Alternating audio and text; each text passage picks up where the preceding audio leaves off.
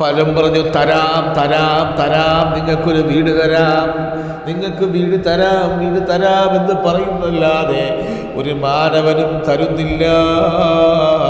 വലിയ വലിയ പ്രഭാഷകന്മാരുടെ മുമ്പിലും പോയി ചോദിച്ചു.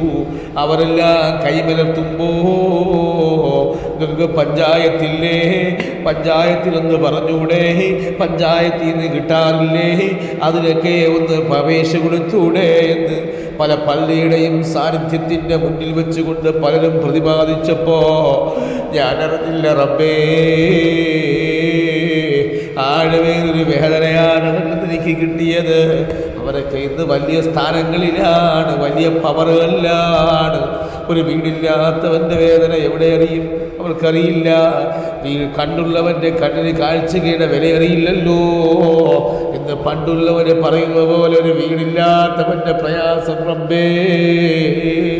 എൻ്റെ ഉമ്മ തന്ന വസ്തു, എൻ്റെ വാപ്പ കിടന്ന വസ്തു, ഈ വസ്തുവിനൊരു ഭവനം വേണമല്ലോ, ഒരു വീട് വേണമല്ലോ. ഇബ്രാഹിം നബി അലൈഹിസ്സലാത്തു വസ്സലാമും മഹാനായ മകൻ ഇസ്മായിൽ നബി അലൈഹിസ്സലാത്തു വസ്സലാമും ഒക്കെ ചേർന്ന് പണിഞ്ഞതായ മഹത്തായ കഅബാലയം കാണുമ്പോ ഞാൻ ഓർത്തു പോകുന്നു, ഭവനങ്ങളിൽ നിന്ന് ആദ്യത്തെ ഭവനമല്ലേ.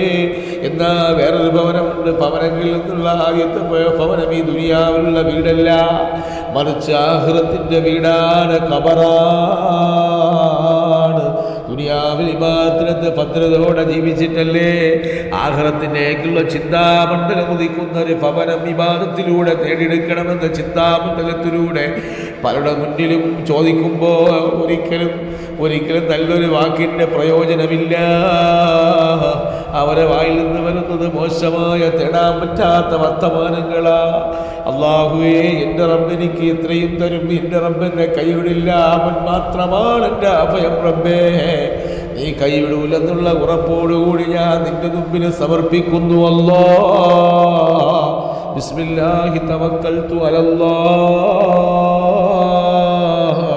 എൻ്റെ ഉള്ളിൻ്റെ ഉള്ളിൽ വരുന്നൊരു പ്രയാസമുണ്ട് റബ്ബേ, നീ കാണാതെ പോകല്ലേ അല്ലാ, നീ കേൾക്കാതെ പോകല്ലേ അല്ലാ. ഞാൻ എത്ര തമ്മാടിയാണെങ്കിലും എൻ്റെ ഗുരുവര്യന്മാര് മഹാന്മാരാ.